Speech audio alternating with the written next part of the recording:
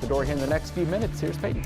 Yeah, Mike and Brandon, we are tracking just a few showers. The little rain we had over towards Kenner has dissipated, but still one little shower sitting on parts of Vacherie this morning over in St. James Parish. Elsewhere across the metro, it is dry for now. We've got big thunderstorms, though, along the coast. Down here from Chauvin, just near Dulac, Cocodrie. A lot of lightning and thunder in Terrebonne Bay this morning.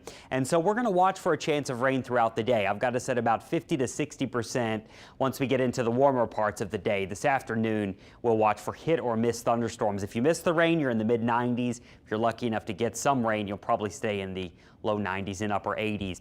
Outside of that, it's just the routine summertime thing. Here with heat and humidity, we'll be feeling like 106 to 110 today. Heat advisory is in effect, and much of the same for the rest of the week. Our average heat index flirting with 108 to 110 here and there. And so it's still hot, it's still humid, but with better chances for rain, it's not going to be in the upper 90s, and we probably don't hit the 110s anymore. Our heat ridge, it's going to start to weaken here as we head towards the weekend. That actually allows a little front to slide in. This is not going to cool us off with any nice weather, but it will bring some slightly cooler weather up into parts of Georgia, North Carolina, South Carolina, up into Tennessee. And so if you want a nicer weekend with some at least cooler weather, you can go that direction. Here, we're still going to be in the 90s, and the desert Southwest is going to be dealing with that heat ridge. We're going to watch for a chance of rain basically every single day. These will be hit or miss in nature.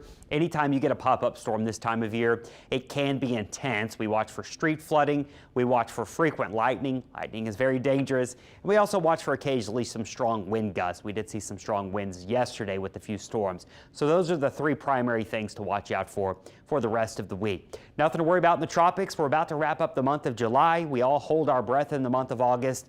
And I think for at least the first couple of days or first week or so, it looks uneventful. We're going to keep an eye on this tropical feature here over the next 7 days, but it's going to quickly move across the Atlantic. It's got some dry air, so wind shear dry air, keep it from developing into anything. And so you can see GFS and Euro not very excited, but you got to watch these tropical waves. Sometimes they stay asleep until they get close to home and then they try to wake up. And so we don't want that to happen with this one.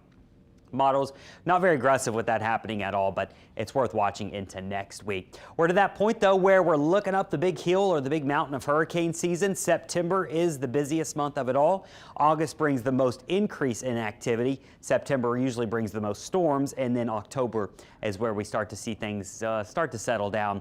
November, obviously. We're usually done by then here in New Orleans. So our 7-day forecast, just a routine summer one here. We're just watching for scattered storms, temperatures in the mid-90s when it's not raining, heat index in the 100s. Our marine forecast, slight and variable winds the next few days, so don't expect any significant winds unless there are a couple storms out there. Those can produce strong winds. High tide is going to be this morning, and low tide will happen later on tonight.